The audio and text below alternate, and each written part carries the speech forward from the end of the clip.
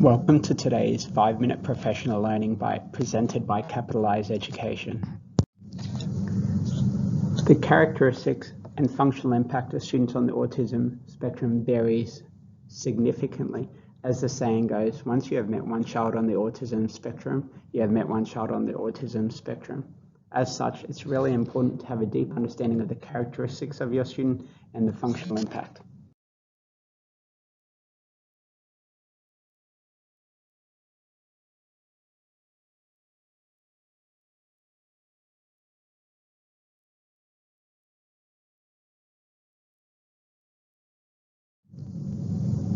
In this professional learning bite, we're going to have a look at a student who has a restricted interest in LEGO.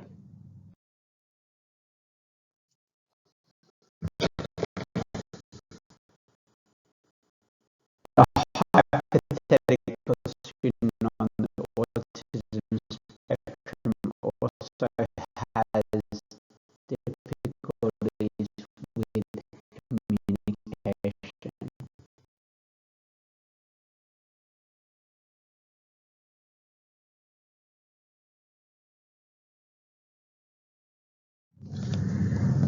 According to Beth Saggers at the Queensland University of Technology, every person on the autism spectrum is unique and their needs will be reflected differently. For this reason, it's really important for teachers to be able to discern the characteristics of their students on the spectrum and the functional impact of those characteristics.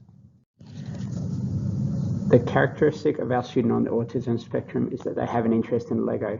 The functional impact is that the student doesn't want to engage in the Australian curriculum. He only wants to talk about LEGO all day.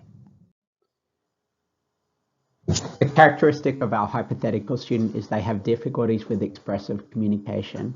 The functional impact is that the student has difficulties communicating his ideas and writing. So, what can we do to support this student? For our hypothetical student who has a characteristic of having an interest in LEGO, which means that he doesn't want to engage in the Australian curriculum, he only wants to talk about LEGO all day, we could look at UDL checkpoint 7.2, optimizing relevance, value, and authenticity. For our hypothetical student with difficulties with expressive communication who struggles to put his ideas in writing, we could look at the Universal Design for Learning framework, specifically checkpoints 5.1 and 5.2. 5.1 states use multiple media for communication. 5.2 talks about using multiple tools for construction and composition. I love this quote. No tool is omnicompetent. There is no such thing as a master key that will unlock all doors. Rather than wielding a single tool, generalists have managed to collect and protect an entire tool shed, and they show the power of range in a hyper-specialized world. For this reason, classroom teachers need a range of tools in their tool shed. This is what I like about the Universal Design for Learning framework. It provides you a range of tools to apply during the planning, teaching, and assessment cycle to break down barriers to learning for all students.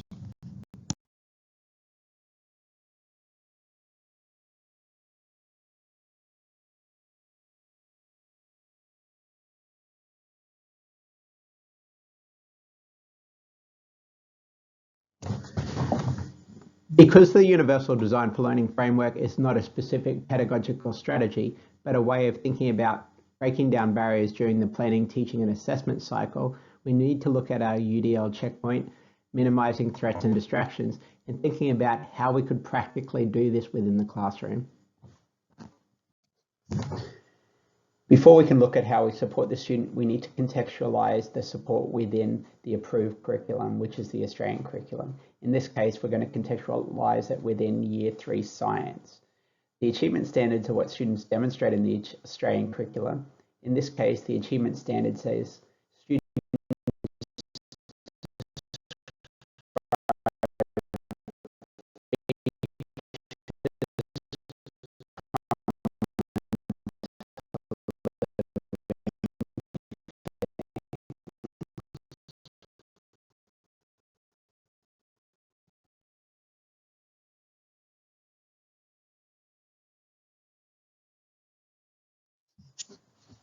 Within the achievement standard, we need to look at the cognitive verb.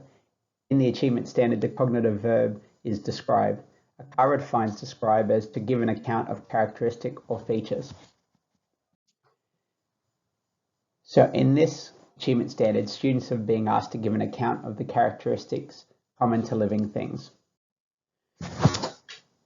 The traditional approach to demonstrating the achievement standards is through writing. It might look like a traditional paragraph like this. However, for our hypothetical student on the autism spectrum with challenges associated with expressive communication, he struggles to put his ideas into writing. Other students in the class might demonstrate the achievement standard through a Venn diagram like this, because the achievement standard doesn't state that the students need to demonstrate the characteristics common to living things in a paragraph. However, for our hypothetical student who struggles with writing, this way of demonstrating the achievement standard would still be a challenge. For my hypothetical student on the autism spectrum who has a restricted interest in LEGO and struggles with written communication, I might ask him to build two living things, and whilst he's building those two living things, talk about the characteristics that are common to those two living things. I could then film my student whilst he builds LEGO and talks about what he knows as a way of demonstrating the achievement standard.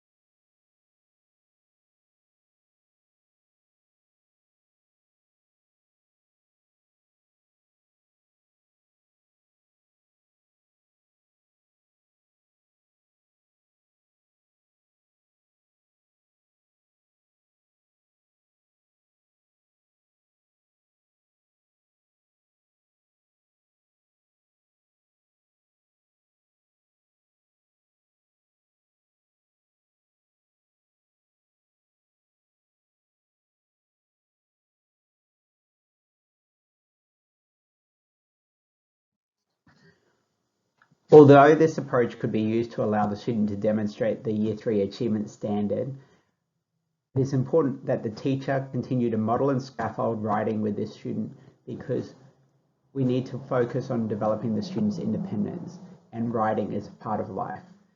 As Johns and Cooper's statement goes, while people's individual needs will differ, the starting presumption should be one of independence rather than dependence, with educators providing the support needed to maximize this.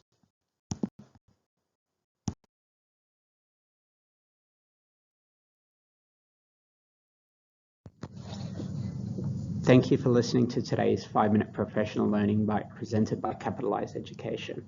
At CAPITALISE Education, we believe that teachers achieve a lot more in collaboration than they do in isolation.